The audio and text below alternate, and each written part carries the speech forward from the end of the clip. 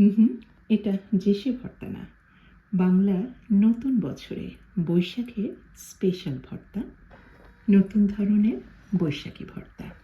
প্রথমে আমি শুটকি কুচো চিংড়ি টেলে নিচ্ছি শুকনো খোলায়। এখানে পরিমাণে কম বেশি করতেই পারেন। এখানে মোটামুটি 1.5 কাপ পরিমাণ কুচো চিংড়ি আছে।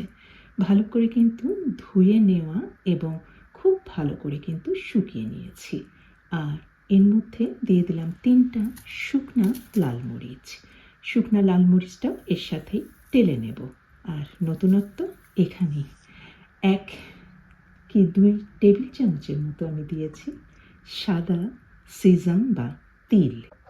কালো তিলটা ব্যবহার করছি না, এতে ভর্তার রঙটা খুব বেশি কালো হয়ে যেতে পারে, এই কারণে। এখন আমি টেলে নিয়েছি একদম মচমচে করে। তিলের একদম ভেতর পর্যন্ত যেন মচমচে হয়। এটা টালার জন্য একটু সময় নিয়ে একেবারে মিডিয়াম থেকে একেবারে লো হিটে রেখে মাঝে মাঝে নাড়াচাড়া করে খুব ভালোভাবে মচমচে করে এই চিংড়ি, তিল আর শুকনা লাল মরিচ টেলে নেওয়া হয়ে গেল। শিলপাটায় আপনারা গুঁড়া করে নিতে পারেন, তবে আমি এটা গ্রাইন্ডারে গ্রাইন্ড করে নিচ্ছি।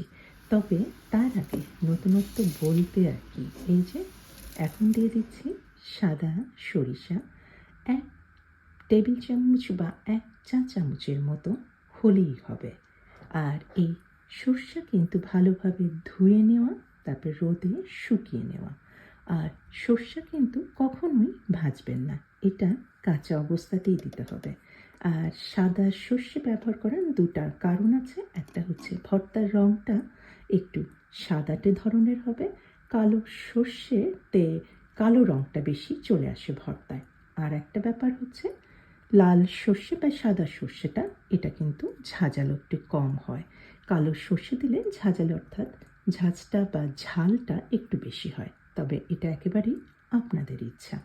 আর সর্ষে এর সাথে গুঁড়া করে নিচ্ছি বলে কিছুটা কিন্তু লবণ দিয়ে দিয়েছি। সম্পূর্ণ মিহি করে এই যে গুঁড়া করে নিয়েছি। এটা কিন্তু আপনারা এভাবে গুঁড়া করে নিয়ে আপনারা এয়ারটাইট কন্টেনারের মধ্যে অথবা আপনারা জিপলক ব্যাগের মধ্যে রেখে সংরক্ষণ করতে পারবেন। যখনই ভর্তা করার দরকার হবে জাস্ট বার করে নিয়েই আপনারা পেঁয়াজ মরিচ দিয়ে ভর্তা করে নিতে পারেন। সংরক্ষণের জন্য কিন্তু ডিপ ফ্রিজ অথবা নর্মাল ফ্রিজে রাখবেন। আপনারা এটাকে রুম টেম্পারেচারে রাখবেন না। আর ভর্তা মানেই তো প্রচুর পেঁয়াজ মরিচ। আমি পেঁয়াজ প্রচুর নিয়েছি, 2টা বড় সাইজের লাল রঙের পেঁয়াজ, আর নিয়েছি রসুন কুচি। এখানে 5-6টার মতো রসুন কোয়া আছে। পেঁয়াজ স্লাইস, রসুন স্লাইস আমি শুকনা খোলাতেই টেলে নিচ্ছি। জাস্ট একটু লবণ দিয়েছি। লবণ দেওয়ার ফলে কিন্তু পেঁয়াজের পানিটা বার হয়ে গিয়েছে। পেঁয়াজ আর রসুনটা খুব ভালোভাবে টেলে নেওয়া হয়ে যাওয়ার পরে এর মধ্যে দিয়ে দিলাম আমি ধনেপাতা কুচি, আর দিয়েছি একটা জাস্ট কাঁচামরিচ। পেঁয়াজ আর রসুন ভালোভাবে একেবারে কুকড হয়ে যাওয়ার পরে লাস্টে দিয়েছি এই কাঁচামরিচ আর ধনেপাতা, কারণ এটাতে আপনার ধনেপাতার রঙটা ঠিক থাকবে, জাস্ট সবুজই থাকবে।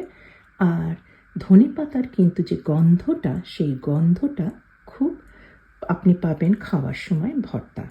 আর এই তো এখন এই সমস্ত কিছুই আমি গ্রাইন্ডারে খুব ভালোভাবে গ্রাইন্ড করে নিতে হবে। আর এর মধ্যেই আমি দিয়ে দিয়েছি সরষের তেল।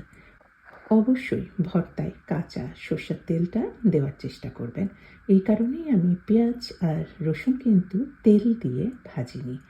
এতে কিন্তু সরষের তেলের যে গন্ধ, সেটাও কিন্তু অনেকটাই কমে যায়। ভীষণ মজাদার এই ভর্তার এখনও একটু বাকি আছে। আমি কিছুটা চিপে দিয়েছি লেবু রস। পরিবেশনের সময় উপরে ছড়িয়ে দিলাম কিছুটা পেঁয়াজ বেরেস্তা। দারুণ স্বাদের এই ভর্তা এই বৈশাখে অবশ্যই করবেন। ভাতের পরিমাণটা একটু বেশি রান্না করবেন সেদিন। সবাইকে অনেক ধন্যবাদ।